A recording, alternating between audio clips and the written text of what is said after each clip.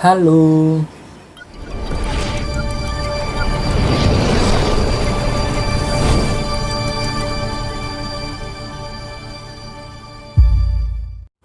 Halo guys, bertemu lagi kita.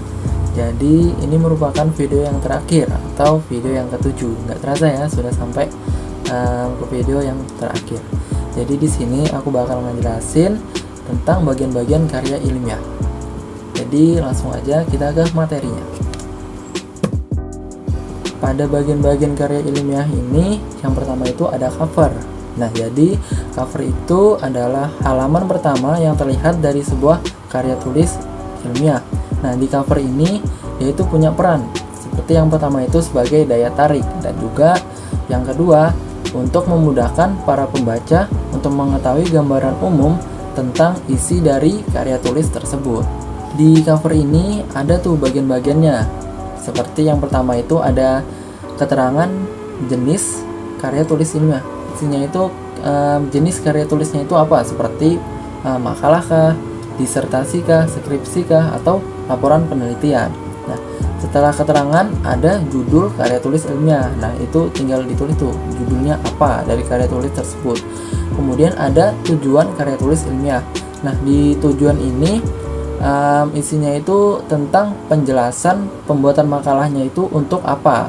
Mungkin bisa saja untuk penelitian atau tugas tertentu. Setelah tujuan karya tulis ilmiah ada logo instansi ataupun logo lembaga. Nah, setelah logo itu ada nama penulis atau nama pembuat dari karya tulis tersebut. Fungsinya itu untuk mengetahui siapa yang membuat karya tulis tersebut. Setelah nama penulis ada tempat dan tahun pembuatan. Ini fungsinya agar diketahui karya tulis tersebut dibuatnya itu kapan dan di mana.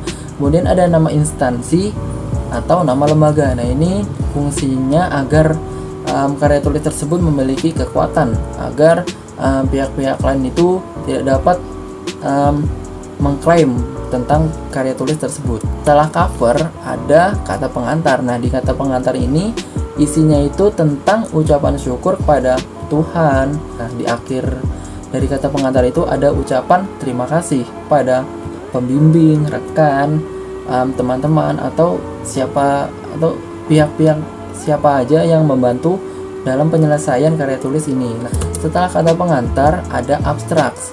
Nah, di abstraks ini isinya itu mengenai rangkuman dari keseluruhan karya tulis tersebut. Nah, rangkumannya itu dapat berisi latar belakang masalah, kemudian masalah yang diteliti itu apa, kemudian metode yang digunakan gimana, hasil yang diperoleh itu seperti apa, terus ada kesimpulan dan juga saran. Nah, di abstrak ini juga diberikan kata kunci untuk memudahkan dalam pencarian materi.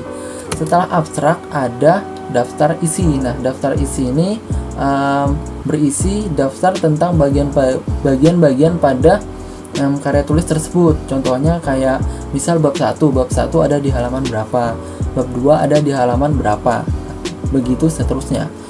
Gunanya untuk memudahkan para pembaca dalam pencarian materi juga. Setelah daftar isi ada daftar tabel. Nah, di daftar tabel ini bisa ada, bisa juga tidak dalam sebuah karya tulis, tergantung apakah dalam karya tulis tersebut berisi tabel sebanyak 5 atau lebih dari 5. Jika suatu karya tulis berisi tabel sebanyak 5 ataupun lebih dari 5, maka karya tulis tersebut haruslah ada bagian daftar tabel. Kemudian setelah daftar tabel ada itu bab 1, yaitu pendahuluan. Nah, di pendahuluan ini isinya itu ada beberapa. Seperti yang pertama ada latar belakang masalah. Latar belakang masalah ini menjelaskan tentang alasan dasar dan pemilihan topik. Kenapa topik ini dibahas. Kemudian setelah latar belakang masalah ada rumusan masalah. Nah, rumusan masalah ini isinya itu tentang permasalahan apa yang akan dibahas pada karya tulis tersebut. Kemudian ada batasan masalah. Nah, batasan masalah ini gunanya untuk mempersempit ruang lingkup dari apa yang akan dibahas. Kemudian ada tujuan penelitian. Nah, tujuan penelitian ini berisi tentang pernyataan yang mengacu pada pertanyaan rumusan masalah.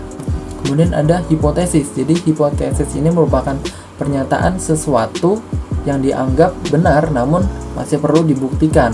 Setelah hipotesis ada manfaat penelitian. Manfaat penelitian ini isinya tentang manfaat apa saja yang diperoleh dari penelitian tersebut.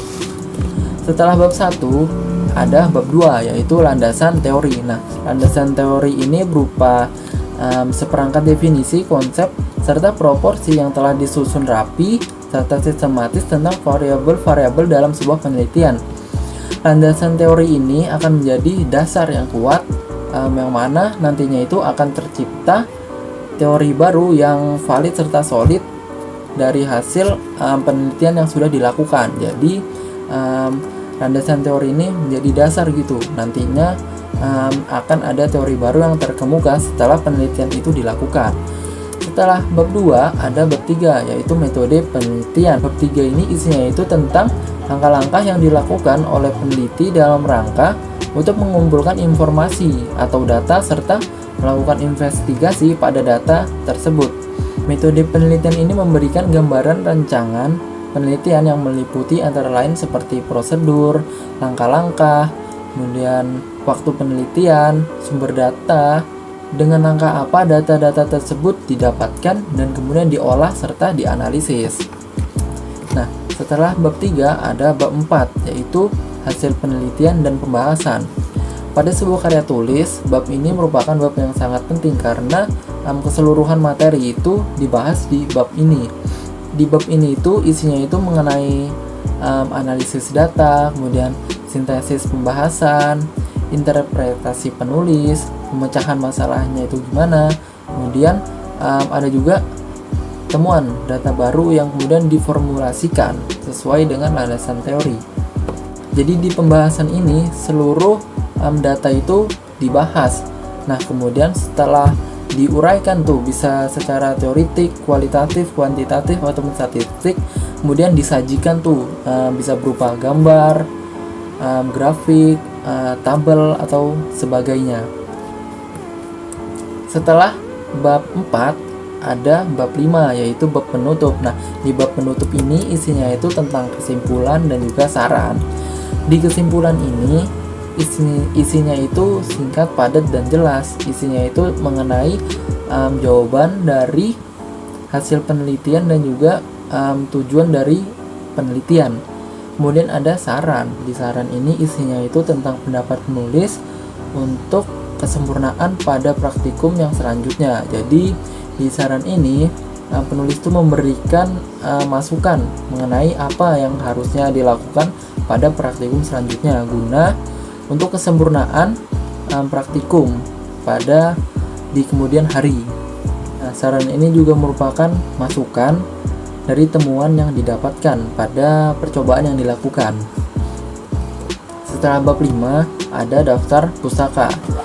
Jadi daftar pustaka ini isinya itu tentang daftar-daftar referensi yang digunakan pada landasan teori. Jadi setiap referensi yang digunakan pada bab 2 di landasan teori itu dicantumkan di daftar pustaka ini.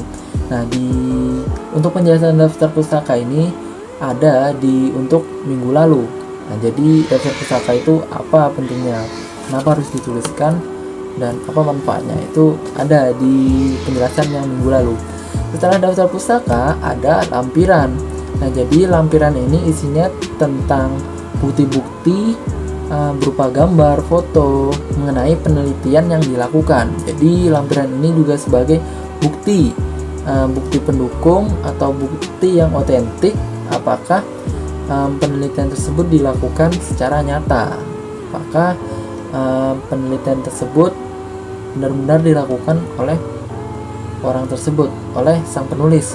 Nah, di lampiran ini isinya itu bisa berupa apa aja, mungkin angket penelitian, proses wawancara, pertanyaan wawancara, hasil wawancara, atau bukti-bukti seperti apapun deh. Pokoknya lampiran itu isinya tentang bukti berupa foto ataupun gambar tentang penelitian yang dilakukan.